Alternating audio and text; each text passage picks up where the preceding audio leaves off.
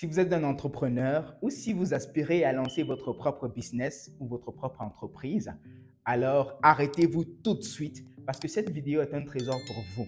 Aujourd'hui, je vais vous apprendre comment rattraper tout l'argent que vous aurez pu perdre en ce début d'année 2023. Il s'agit là de 5 preuves irréfutables qui montrent que vos employés vous volent. Bonjour et bienvenue sur cette chaîne. Je suis Mohamed Ali, jeune entrepreneur né et grandi en Afrique. Alors ici, on partage des conseils et des astuces pour vous permettre de démarrer ou de développer votre entreprise ou votre business. On partage également des histoires inspirantes pour vous motiver, mais également pour améliorer votre productivité. Et enfin, vous aurez des tendances business de l'heure pour vous permettre de capter les opportunités du moment. Alors, tout ce que vous avez à faire pour faire partie de notre communauté, c'est de vous abonner, d'activer la cloche de notification, mais surtout de partager les vidéos. Alors déjà, je vous invite à j'aimerais avoir votre avis sur ce nouveau décor. Et dites-moi ce que vous en pensez dans les commentaires, si vous avez des préférences par rapport à ce nouveau décor. J'aimerais vous édifier sur le fait que dorénavant, vous aurez régulièrement du contenu avec la nouvelle équipe qui m'accompagne en 2023. On commence avec beaucoup d'énergie et on est prêt à affronter tous les challenges. Alors tout de suite, nous allons voir les 5 preuves qui vous dévoileront si vos employés ou vos collaborateurs vous volent. Alors, le premier signe alarmant, c'est les absences répétées et non justifiées. Si vous avez un employé qui disparaît à tout bout de champ et comme par miracle réapparaît en fin de mois pour réquisitionner ou demander son salaire ou son dû, alors là, c'est très grave. Généralement, parfois, c'est des signes qui montrent que votre employé, en réalité, n'en a rien à foutre du travail que vous lui donnez. Il n'en a rien à foutre de la croissance ou du développement de votre entreprise. Voyez-vous, tout ce qui l'intéresse en réalité, c'est sa rémunération, c'est sa paie. Il n'est pas motivé de travailler avec vous. Il n'est pas motivé de faire partie de votre équipe. Il n'est pas motivé par la croissance de votre entreprise. En tant qu'entrepreneur, voilà les caractéristiques qui devront vous permettre de recruter le personnel, de recruter les collaborateurs avec qui vous allez fonctionner dans le processus de développement et de croissance de votre entreprise. Vous n'avez pas besoin de quelqu'un qui va de manière répétée et non justifiée disparaître et après ressurgir là avec des excuses banales, parfois même surfer sur vos émotions avec des excuses selon lesquelles j'ai perdu papa, j'ai perdu maman, j'ai perdu grand-mère, j'ai perdu... Surtout les grands-mères, on en connaît autant, qui perdent tellement de grand-mères. Alors, vous avez également une autre catégorie, des personnes qui ont des excuses valables, c'est justifié, mais sauf que c'est toujours répété. Une entreprise a besoin de productivité, une entreprise a besoin de produits pour espérer avoir des résultats. Et il faut une équipe qui travaille en arrière-plan pour cela. Vous avez besoin des collaborateurs qui sont présents et non des personnes qui sont absentes. Sinon, en réalité, c'est un argent que vous perdez pour rien. Vous voyez? C'est pourquoi ça ne sert à rien généralement d'employer des camarades, des frères, des sœurs et tout ça. Parce que généralement, vous n'aurez pas assez de force d'impact pour pouvoir se rassurer de la discipline et se rassurer effectivement sur la productivité et sur l'utilité de chacun des employés de votre entreprise ou de chacun des collaborateurs de votre quotidien professionnel. Alors, ça c'est de manière ramassée, mais maintenant de manière particulière, chacun d'entre vous, je suis sûr qu'il y a des personnes qui ont eu une certaine expérience concernant ce cas. Vous avez de l'autre côté des personnes qui sont très retardataires. Ça c'est toujours dans la gestion du temps et de la discipline. Des personnes qui sont retardataires, qui arrivent au boulot très tard parce que peut-être la veille, la personne était en train de travailler dans un nightclub, dans une boîte de nuit ou faisait un travail de la nuit. Pas forcément un mauvais travail, mais juste que la personne enchaîne deux boulots. Mais le problème, c'est que quand la personne se rend dans l'entreprise, chez vous pour travailler, la personne n'est pas à 100% de sa forme parce qu'elle ne dispose pas de toutes les énergies, nécessaires parce que la veille, elle n'a pas eu un sommeil assez reposant. C'est important pour vous de vous informer globalement sur la personnalité de vos collaborateurs, de vos employés. Ce n'est pas une question où quelqu'un vient, il pointe le matin, après il part le soir. Donc, il faut comprendre dans quel état d'esprit ils sont pendant qu'ils travaillent avec vous et qu'est-ce qu'ils font après vous. Pas rentrer forcément dans les détails, mais de connaître de manière générale, voyez-vous, quel est leur quotidien. Le deuxième signe qui devrait faire boum dans votre tête, vous en tant que patron d'entreprise, c'est l'utilisation non autorisée du matériel de travail. Je parle ici de toutes les ressources de l'entreprise. Alors, si vous êtes dans une situation où vous vous rendez compte que votre employé utilise de manière non autorisée, c'est-à-dire qui n'est pas autorisé à le faire, ce n'est pas dans l'utilité de l'entreprise, le crédit téléphonique, la connexion Internet. Et pour ça, pour la connexion Internet, tout ce que vous aurez à faire, c'est de traquer le trafic, c'est-à-dire chercher l'historique de travail, l'historique de parcours, l'historique d'activité de chaque poste de travail, de chaque ordinateur. C'est aussi simple que ça. Il y a dans des entreprises, je ne vais pas rentrer dans des expériences vécues personnellement, mais dans certaines entreprises, vous vous rendez compte que les employés ne travaillent pas, ils regardent du contenu pornographique. Les employés ne travaillent pas, qu'est-ce qu'ils font? Ils développent leur business à côté, en cherchant leurs clients, en utilisant la connexion Internet de l'entreprise pour développer leur business, en utilisant les téléphones et le crédit téléphonique de l'entreprise pour faire quoi? Pour appeler leurs clients, pour appeler leurs prospects. Voyez-vous, en utilisant les ressources financières de l'entreprise qui leur sont dotées pour aller faire leurs courses à eux, leurs commissions. Donc, tout ça fait partie des éléments, des signes indicateurs qu'il faut faire attention et il faut prendre garde. Il faut avoir des mesures disciplinaires, des mesures de contrôle, des procédures pour pouvoir contrôler l'utilisation des différentes ressources. Pour revenir à une expérience que j'aimerais bien partager avec vous, et c'était l'an dernier dans le cadre de mon activité chez Target Entreprise ici dans notre boîte de développement. Alors, nous avons eu un développeur ici qui était dans sa période de test déjà. Et voilà quoi. Je crois que c'était en... Non, pas l'an dernier. L'an dernier, c'était 2022, mais je parle là de 2021. Qu'est-ce qu'il faisait? Il faisait plutôt son job à lui. C'est-à-dire qu'on lui a signé un ensemble de to-do list. On lui donnait une to-do list, une liste des choses à faire, une liste de tâches à réaliser au bout de la journée parce qu'on menait des évaluations de manière continue et de manière fréquente pour pouvoir évaluer la productivité de chaque membre de l'équipe. Mais en fin de journée, toujours il y a des excuses. Il ne réussit pas à remplir ses tâches. Et nous, primordialement, on a soupçonné peut-être que c'était une forme d'incompétence. Et on s'est dit, OK, il faut qu'on mène des actions pour pouvoir assurer sa montée à compétence à lui. C'est vrai qu'il est en test, mais chez nous, nous avons une sorte d'esprit de cohésion professionnelle. Alors, on a mis tous les mécanismes en jeu, formation à temps partiel et tout, mais rien, absolument rien du tout. Il a fallu d'une chose pour pouvoir dénouer la situation. On s'est rendu compte que le bon monsieur, assis sur son poste, qu'est-ce qu'il faisait? Il se connectait sur Internet pour réaliser ses travaux personnels. Il passait son temps à réaliser ses sites Internet pour ses clients. Il passait son temps. En réalité, il faisait de la concurrence à l'entreprise. Il utilisait les ressources de l'entreprise. Il avait même sa boîte email professionnelle qu'il utilisait pour faire ses business. Il avait sa carte. Bref, c'était tout un truc organisé. C'est pourquoi je vous dis que vous, en tant qu'entrepreneur, vous devez développer des mécanismes pour pouvoir contrôler cela. La première des choses, c'est de contrôler l'activité Internet des postes fixes. La deuxième des choses et la plus importante, c'est d'avoir des caméras de surveillance. Et ça, c'est le minimum pour pouvoir voir si vos employés, c'est un business physique qui demande du mouvement physique et non du mouvement numérique.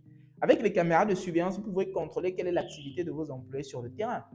Et vous avez autant de choses que vous pouvez mesurer et contrôler. Alors, si vous avez eu à vivre une telle expérience, n'hésitez pas à nous partager cela en commentaire. Et ça pourrait permettre à quelqu'un de la communauté d'apprendre et de mieux protéger, développer des mécanismes de protection pour son business.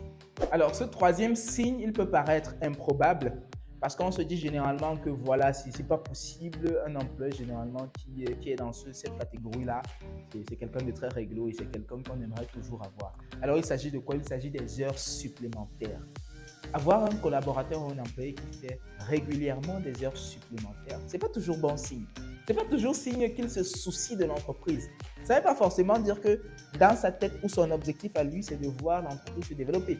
Il peut faire des heures sup parce qu'il a besoin d'utiliser le matériel de l'entreprise. Et ça rejoint fortement ce que nous venons de dire, ce que nous avons dit précédemment par rapport à l'utilisation non autorisée des ressources de l'entreprise.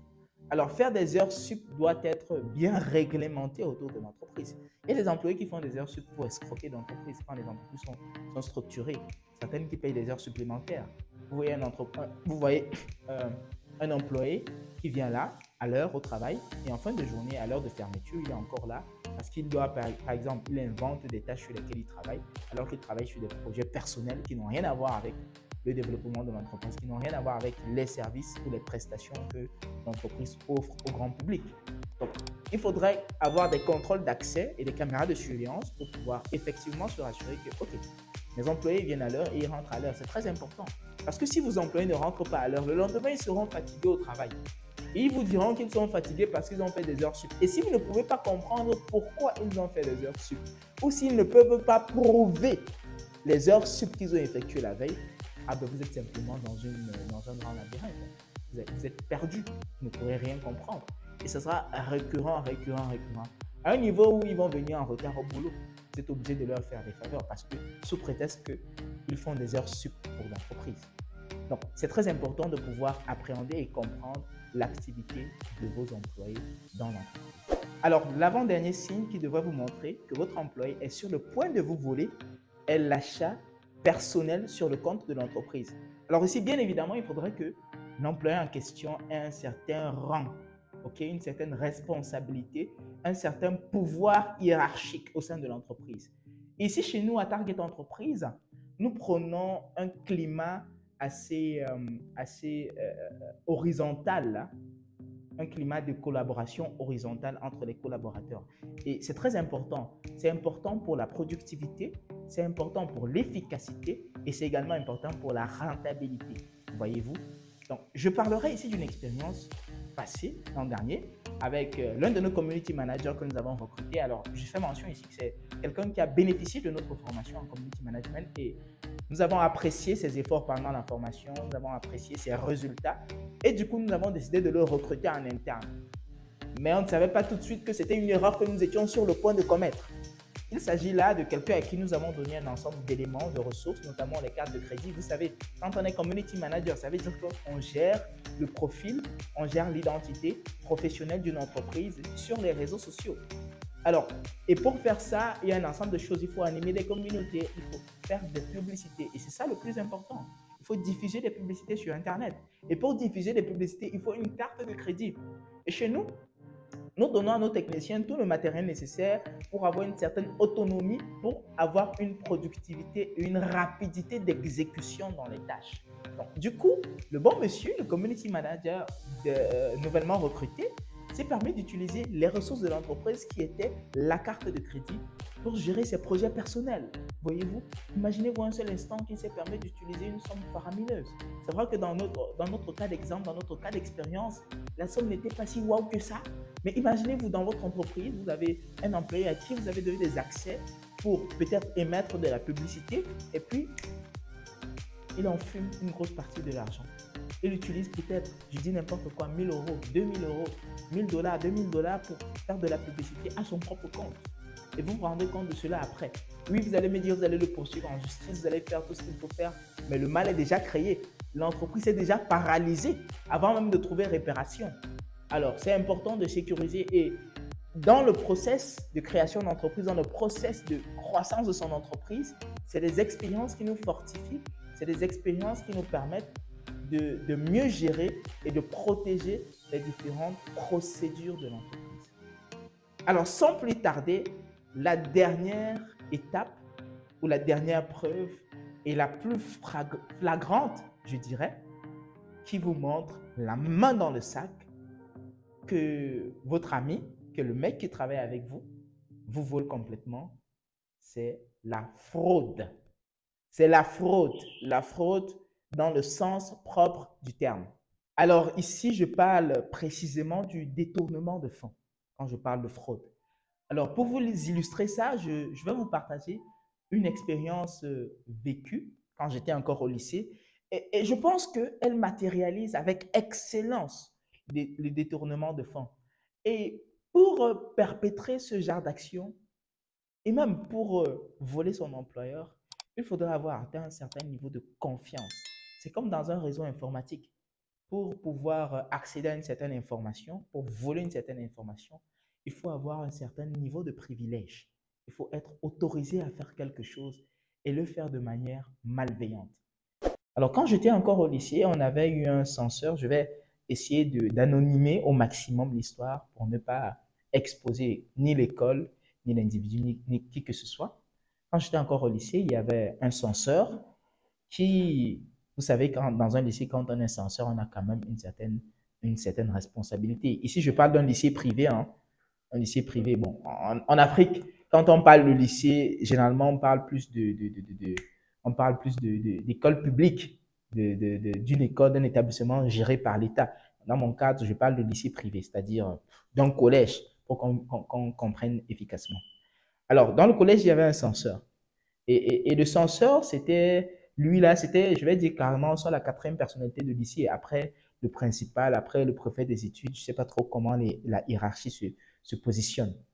Alors, lui, c'était lui qui était presque le gérant du collège en question. Il était toujours là. Et c'est lui qui encaissait les paiements à des moments. Et ça, le staff ne le savait pas. Puisque c'est lui qui récupérait les listes pour faire sortir les élèves insolvables des salles de classe. Il s'apparente que par derrière, il les contactait et leur disait, écoute, je peux vous faire des faveurs, je peux voir le principal pour vous donner des moratoires afin de venir à l'école. Mais pour cela, vous devez payer un certain montant de la pension. S'il vous restait 90 000, faites l'effort même de payer 30 000 ou 40 000. Et puis sur la base des 50 000 restants, on peut vous faire un moratoire pour vous permettre de suivre les cours normalement. Alors, le bon monsieur avait monté toute son arnaque. Hein. Il avait les reçus, un carnet de reçus avec l'entête de l'école, s'il vous plaît. Il avait son jeu de cachet, le cachet de l'école, le cachet rond, et un cachet payé comptant, un cachet solvable. Bref, l'arnaque était très bien montée. Le problème de l'école, c'est que le système n'était pas complètement informatisé. Ça veut dire que les reçus étaient encore manuels. Le facturier, la facturation se faisait de manière manuelle. Alors, le bon monsieur a réalisé son arnaque ou bien son escroquerie, son vol pendant plus d'un trimestre. Pendant plus d'un trimestre. Il a fallu d'une histoire sordide pour pouvoir mettre la main sur lui. Et l'histoire sordide, c'était quoi? C'était qu'il a perdu le contrôle de son business. Il se trouve qu'il y a une étudiante, une élève, autant pour moi, qui avait payé la pension chez le censeur et qui s'est retrouvée à nouveau sur les listes des insolvables. Quand on a mis la dame dehors, on lui a dit, madame, on ne veut pas vous écouter. Allez voir vos parents, vous n'êtes pas solvable. Elle dit qu'elle a payé, on dit, vous avez payé où? Vous avez payé où? Le censeur n'était pas là ce jour-là pour défendre le cas, pour dire que non, non, non, non, machin chouette, non. Vous avez payé où? Et c'est comme ça que, de fil en aiguille, elle raconte l'histoire jusqu'à ce que ça arrive dans les oreilles du fondateur de l'école, le principal également. Et puis, on a pris des mesures disciplinaires. On a impliqué la police et tout ce qui va avec. C'est une escroquerie qui a été estimée à pratiquement 5 millions de francs CFA. C'est quand même une grosse somme ici. Avec cette preuve, vous voyez que l'employé a pris la main dans le sac. Les faits sont têtus. Les preuves sont irréfutables. Vous l'avez pris au pied du mur. Alors, généralement, ça c'est la conclusion, c'est le résultat. C'est le résultat d'un ensemble de signes qui ont été ignorés par l'employeur. Parce que le patron, généralement, qu'est-ce qu'il veut? Il veut juste vendre. Il s'en fout de tout ce qui se passe autour. Si l'employé fait des heures sup, si l'employé vient au travail en retard et que le résultat est bon, il s'en fout. Tout ce qui l'intéresse, c'est qu'après on puisse vendre. Voyez-vous? Une entreprise, en réalité, c'est un empire. Et moi, je pense que c'est l'idéologie que tous les entrepreneurs doivent avoir dans leur mindset. Une entreprise, ce n'est pas un projet personnel. C'est un empire, c'est une idéologie que vous devez transmettre à vos collaborateurs. De façon à ce que, même si vous n'existez pas demain, que le système puisse continuer à marcher. Quand vous voyez des grandes entreprises comme Nestlé, quand vous voyez des grands systèmes africains aujourd'hui comme Dangote, vous pensez que si Dangote disparaît, mais c'est un système, c'est un empire là. C'est ça que nous sommes appelés à bâtir et à concevoir. Et pour réaliser cet empire, il faut se mettre en communauté, il faut travailler, il faut pouvoir contrôler le travail de tout un chacun. Voyez-vous? Alors, j'ai partagé avec vous ces quelques 5 preuves qui montrent que probablement, vous vous faites voler par vos employés. Mais si vous avez des expériences qui n'ont pas été mentionnées dans cette vidéo, n'hésitez pas de nous partager cela en commentaire. Cela nous édifiera au maximum. N'oubliez pas de vous abonner, d'activer la cloche de notification, mais surtout de partager nos vidéos parce que c'est ce qui nous encourage à vous produire du contenu de qualité. Et si vous souhaitez que nous abordons un sujet particulièrement qui vous fera plaisir, faites-le savoir en commentaire parce que c'est vous qui dictez votre volonté ici. Merci d'avoir regardé la vidéo. À très bientôt pour un prochain numéro.